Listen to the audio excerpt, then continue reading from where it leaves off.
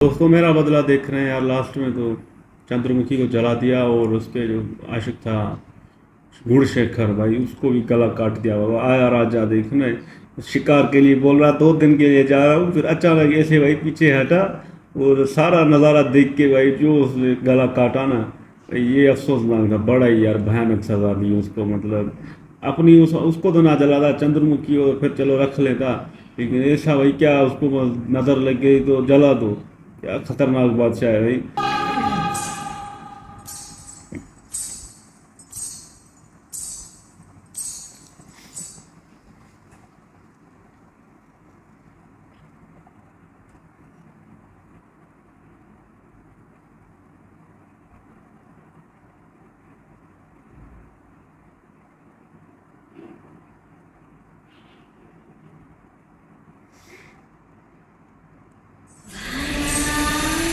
किसी प्रजाति के लिए तुझे नहीं मारा तो मेरा नाम चंद्रमुखी नहीं। याद तू मेरा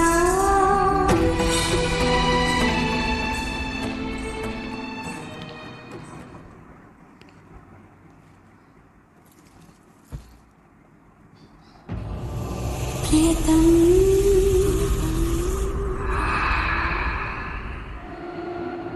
महाराज, बात तो यह है कि चंद्रमुखी का शरीर तो मर गया है, लेकिन आत्मा नहीं। वो जिस दिन मरी वो दुर्गाष्टमी का दिन था। अगली दुर्गाष्टमी को हवन करके, आष्टदिक बंधन करके उसकी आत्मा को बंदी बनाना होगा। यही एक रास्ता है। जैसा आप कहें।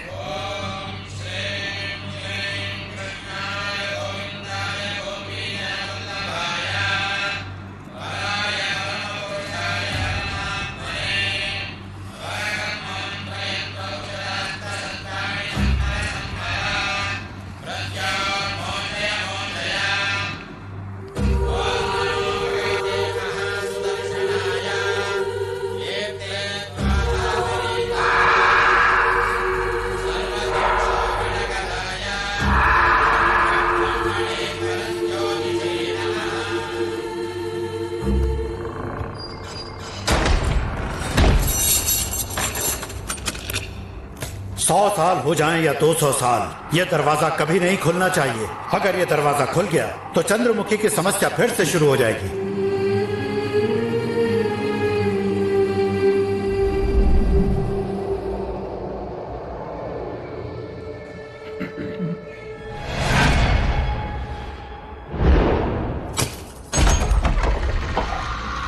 और उसी दरवाजे को 100 साल बाद गंगा ने खोला था।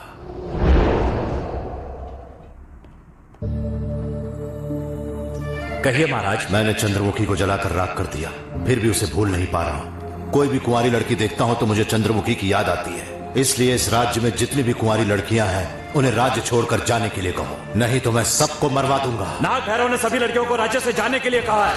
हमारी बहनों को, हमारी बेटियों को। मैं तुमसे पूछता हूँ, क्या इसके खिलाफ आवाज नहीं उठानी चाहिए? हमारे घर बर्बाद होने से पहले चलो उसे दुनिया से उठा दें।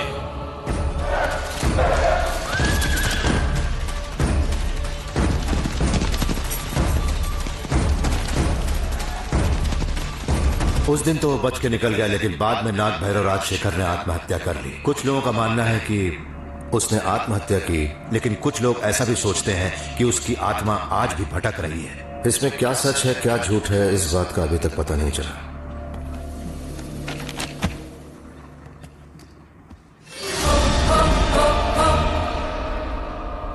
इसका मतलब वो ये किताब मुझसे पहले पढ़ चुकी है।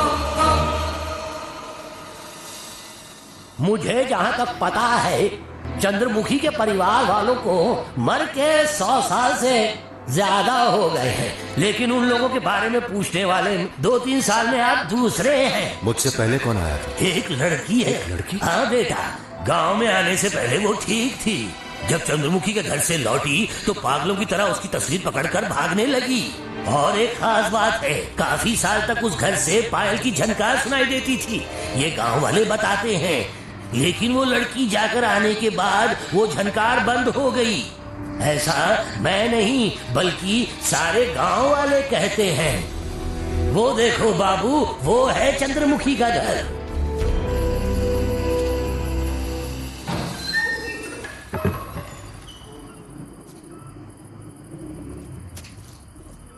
उस दिन चंद्रमुखी एक सांप के रूप में कमरा छोड़कर गई। मेरे ध्यान दृष्टि को मालूम पड़ा।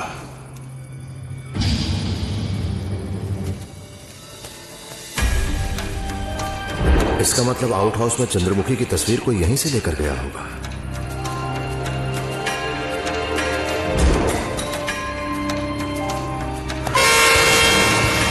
एक रोड एक्सीडेंट में वासु नाम के आदमी की मौत हुई थी। ब्रेक फेल होने के कारण उस लॉरी ने 2 और दुकानों को भी उड़ा दिया था। लेकिन ये केस बंद हुए तो 2 साल हो गए हैं। आप अभी पूछताछ क्यों कर रहे हैं?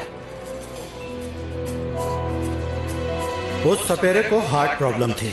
मैंने उसे वार्निंग भी दी थी कि वो कभी भी बीन न बजाए। फिर भी उसने पैसों की लालच में आकर बीन बजाई तो खून की उल्टी हुई और वो मर गया। उसके पोस्टमार्टम से यह साबित हुआ उसे मेजर हार्ट अटैक आया था। इसका मतलब इन दोनों की मौत का कारण चंद्रमुखी नहीं है।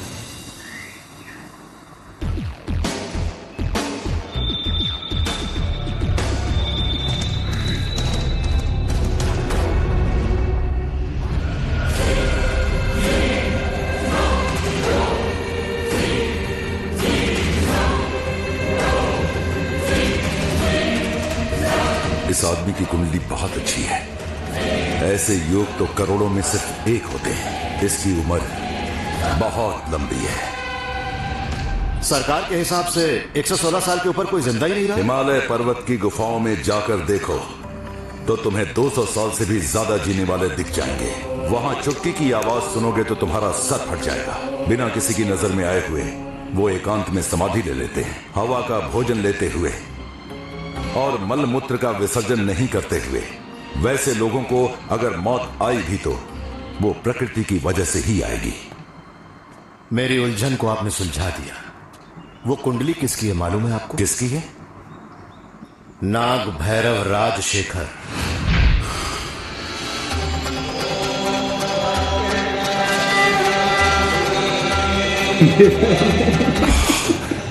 वो यहीं कहीं पर है, अभी तक जिंदा है और किसी का इंतजार कर रहा है। वो कहां है ये आप पता कीजिए, तभी इस परिवार की मुश्किलें खत्म होंगी। कोशिश करूंगा सिद्धांत जी।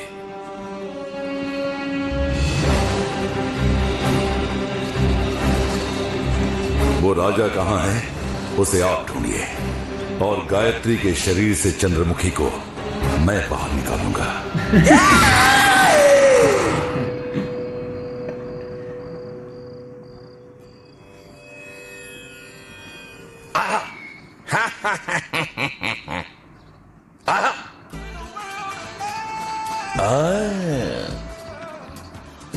वो डॉक्टर चंद्रमुखी को पकड़ने से पहले इन चारों में से एक को पटा लेता। All are 20 below, but myself, no problem.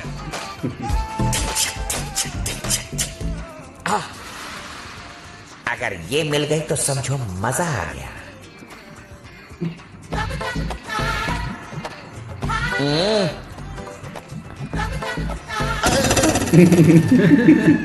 क्या हुआ अंकल? अंकल, हाथ निकालो, काम करो, चलो काम करो।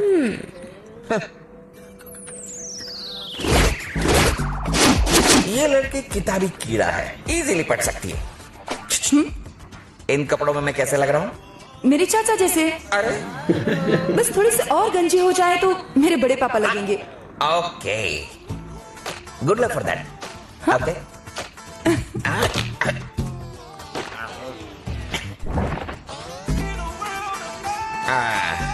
पूजा,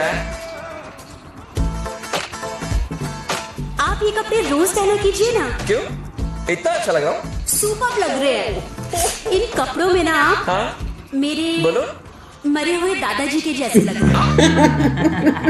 तुम जाके पढ़ो, वो बुढ़ा हो तो मर गया। जाओ जाओ, मरा हुआ दादा याद आ रहा है।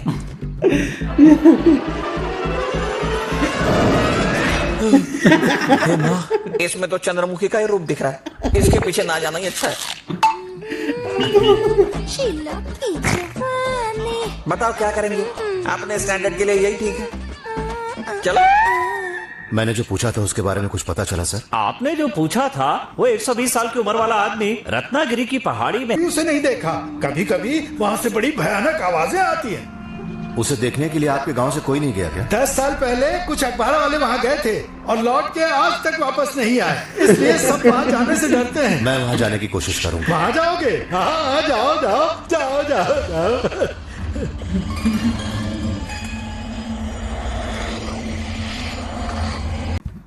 चलो भाई, ये अभी दूसरा सच पता चला, ये महाराज मरा ही नहीं है, अभी वो जिंदा है और 120 साल पता नहीं कितनी उम्र हो गई है। ये तो देखना होगा कि किस तरह ये बच्चा है। और पंडित जी ने भी इशारा दे दिया है कि भाई बड़ी इसकी कुंडली भारी है, करोड़ों में एक है। और जो उसका ही चेला बादशाह महाराज का बोलता है इसको भगाओ, ये हमारी बहू बेटियों को भी मार देगा हरामी। देखो ना भाई, साथ में ये चेले है भैया।